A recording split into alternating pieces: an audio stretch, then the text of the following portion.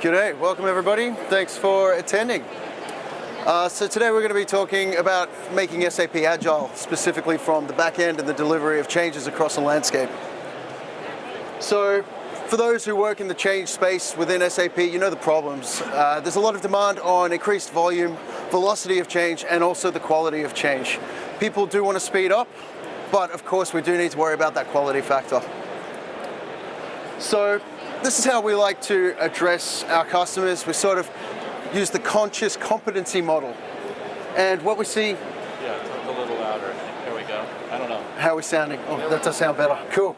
So we look at the conscious competency model when we're trying to categorize our customers. And many SAP users, they do find themselves hopefully early on in their adoption in the unconscious incompetent space, but soon they start becoming consciously incompetent, which is where they're learning what they're doing wrong and they start realizing we need to resolve this somehow.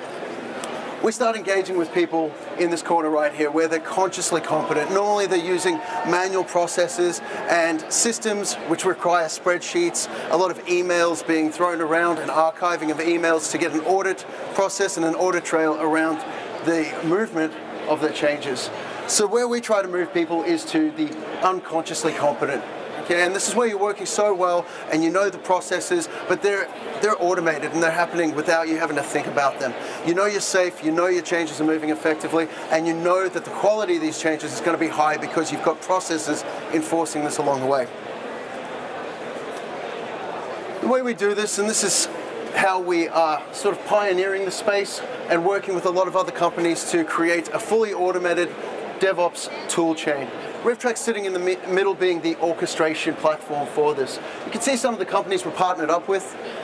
The idea is that your change management process and approvals within this process trigger automation into integration for other ALM platforms. Rev-Trac is the source of the change. It manages the transports and controls the technology. It then calls out to these other systems, ensures that processes are being followed, test automation is carried out, risk assessment is performed, and then completes that change, all while keeping people at the ITIL or the ITSM level informed and in control of that process.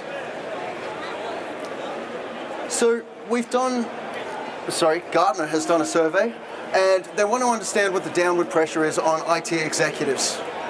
Now the interesting thing is when you look to the left-hand side of the screen, you start seeing what the bigger pain points are and the biggest bits of downward pressure are.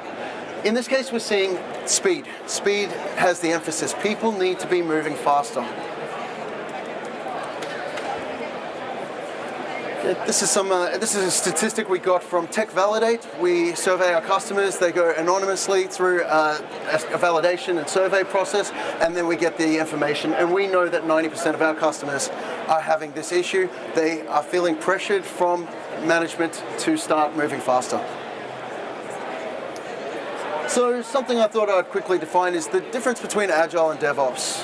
Okay? Agile is really the build process. It's getting things to a minimum viable product, something that can be used, something that can be played with in a UAT environment, something that is functional. The DevOps process is actually the management and delivery of that change, the collaboration required to ensure that people from various teams are informed and kept involved with the process to ensure that it's a quality product that's being delivered into the production environment. So when you look back at where Agile was used, it was normally with startups. They're trying to get a minimum viable product produced very quickly. You see it commonly amongst e-commerce spaces when you've got an outsourced company taking care of websites and e-commerce platforms. And you also see it amongst small teams. Okay, and this is not the traditional SAP user right here. So the challenges that your organization is probably facing if they're considering Agile is, you know, we use term like change control in the SAP space. This is a big issue because change control actually practices mitigating and reducing the amount of change. And Agile is the exact opposite. It's promoting change. It's trying to be aggressive with the velocity and the amount of change that is produced. The other challenges that come with that is the risky nature of moving SAP changes. You've got transport sequencing issues, parallel change issues, and so on. The other major factor, and this is where people need to understand the difference between your DevOps and your Agile, is that it's not acceptable to have half-baked or unfinished functionality being delivered into the production system. Okay? That's the difference between a build and the deployment phase. So amongst our customer base, we've noticed these types moving into the Agile space a lot quicker, and it's kind of easy to see why. So it's the B2Cs that have moved there ahead of the curve. These are people who are used to communicating directly with their customers. They probably have apps, they're used to engaging with their customers, and they want to be able to provide results and functional enhancements at the speed of Agile. As soon as the customer can get it in their hands, they want to deliver it. You see a little bit of a less of a drive from your traditional companies, back-end companies, manufacturing, things like this, that don't have that relationship with their customers. But we are noticing that those sorts of companies, those who aren't accountable directly to their customers, they're starting to see the benefit in Agile and these DevOps practices because it is more efficient, it is more effective, and you get a better ROI out of what you're putting into your SAP team. So we also want to highlight that managing change costs money, and the emphasis is the cost per change. So we've sent out some surveys, we've done a lot of investigation, we've asked our customers to manipulate the inputs for these calculations and tell us what's a person worth to you, how many touch points do you have for every single transport, and we find that customers are spending $200 to $350 per transport. That's not the development of the transport, that's not the testing of the transport, that's the management. Okay, just the touch points required to get a change safely shifted into the production system. So how do we get there? Now we're putting an emphasis on what we've recently done is a digital transformation of our own. We've shifted ourselves out of the SAP GUI. We've put ourselves into a new web user interface because we noticed that's where people are going. That's what the digital transformation and the user experience for your SAP teams, there's a big emphasis on that. People don't want to use the SAP GUI anymore. So we're very much doing our own digital transformation, and we're encouraging our customer base to digitally transform their SAP change management process in order to be able to successfully deploy their own digital transformation across their SAP user experience. So how do we get there?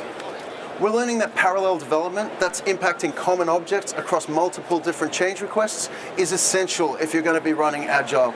Picture a change that has a long-running test requirement. It might spend weeks in the QA system. You need to be able to deploy emergency changes, often affecting common objects, into the production system immediately. Testing TOCs is not a practical way of doing this, so we're trying to reimagine how does Agile work in SAP. The other things are you need to be aware of the impact and the risk associated with your changes, and of course, automation is essential wherever possible. So what we've introduced into Rev-Trac now is the ability to manage changes using the typical or the familiar Agile tool sets. We have backlog management now, so as requirements and business requests are being raised, we have a place for a product manager or a product owner to have a look at that, assess them, put estimates against these change. You can see our estimates being collated over there, and start building sprints. Okay, it's important that your development teams are working in sprints because then you can measure, you can commit to an outcome for that period of time.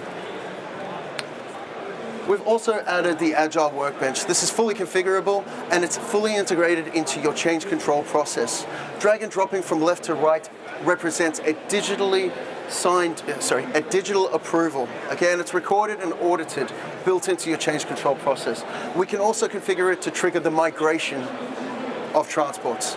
And this is very powerful. We're actually putting the initial migration and release of transports into the hands of our developers so that they can trigger the initial migration and release of transports to the QA system. This means basis people do not have to get involved and be touching transports. In fact, our aim is to have basis people not involved with the change control process at all. They need to be worrying about system health and communications. That's the emphasis. Basis people don't need to be involved with it at all.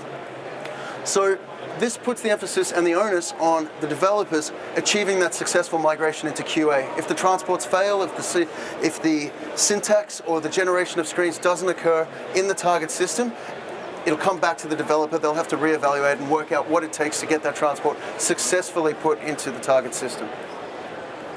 We've also introduced burn down charts, which is a good analytic to be able to see how your sprint is progressing. This is a bad example, I will admit. because I put all the estimates and I filled the data in a single day, so you can see all my debts have occurred against one day, mid-May last month, but you will be able to project and see that your team is on track to complete their sprint on time. So that's our approach to Agile. I do encourage you to come and have a look at our booth. It's just behind the stage. A little bit about us. We've been doing this since 1997. We're based in Melbourne, Australia. We know exactly what we're doing. We're SAP change focused, and we build this product extremely well. We have a good customer base, an impressive customer list. Many of them you'll know, and there'll be products you consume or are very aware of. Here's some statistics just showing the scale that we manage. We scale up to some of the biggest organizations in the world and also some of the smallest SAP users. We manage millions of transport migrations per year. We're operating on thousands and thousands of systems, and tens of thousands of users use Rev-Trac day to day. So Rev-Trac can be your transport accelerator. If you're looking at undertaking digital transformation, this could be the tool for you. I'd like to thank Suze for having us on their booth as well, and I'd like to open up for any questions.